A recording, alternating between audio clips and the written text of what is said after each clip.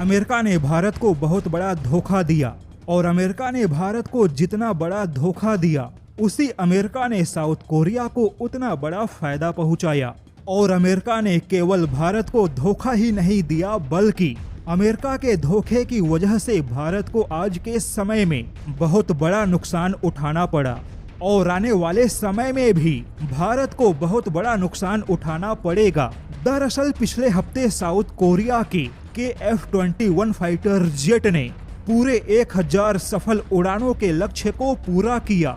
जुलाई 2022 में south Korea के इस डबल इंजन वाले फाइटर जेट ने अपनी पहली उड़ान भरी थी और केवल 28 महीनों के अंदर ही साउथ कोरिया के फाइटर जेट ने बिना किसी दुर्घटना के पूरे 1000 सफल उड़ानों का लक्ष्य हासिल किया।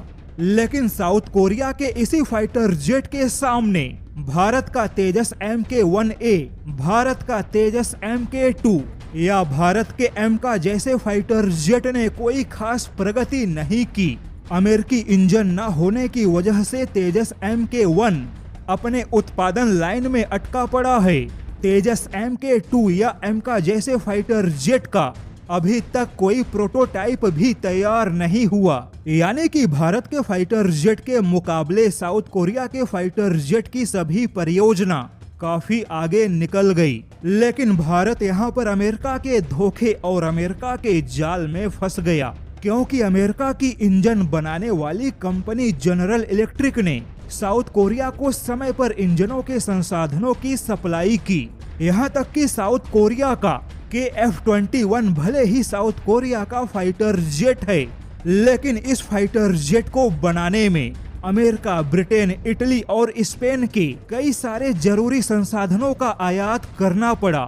यानी कि यह फाइटर जेट 100% साउथ कोरिया का नहीं है।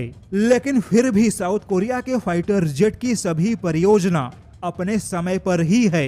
किंतु अमेरिका ने भारत को अपने जाल में फंसाकर भारत के फाइटर जेट के परियोजना को 4 से 5 साल पीछे ढकेल दिया। लेकिन अब भारत के सामने एक और समस्या खड़ी हो गई। जैसा कि अमेरिका ने समय पर इंजन नहीं दिया, जिससे कि तेजस Mk-1A का उत्पादन समय पर नहीं हुआ और अब भारत को बजट के बढ़ने का डर सता रहा है। वहीं भारत ने तेजस Mk-2 के लिए भी जो बजट सोचा था, अब भारत को उससे ज्यादा खर्च करना होगा। अमेरिका ने अभी तक भारत के फाइटर जेट की परियोजनाओं को कम से कम 4 साल पीछे ढकेल दिया। जो 2024 में होना था वह अब 2028 में होगा।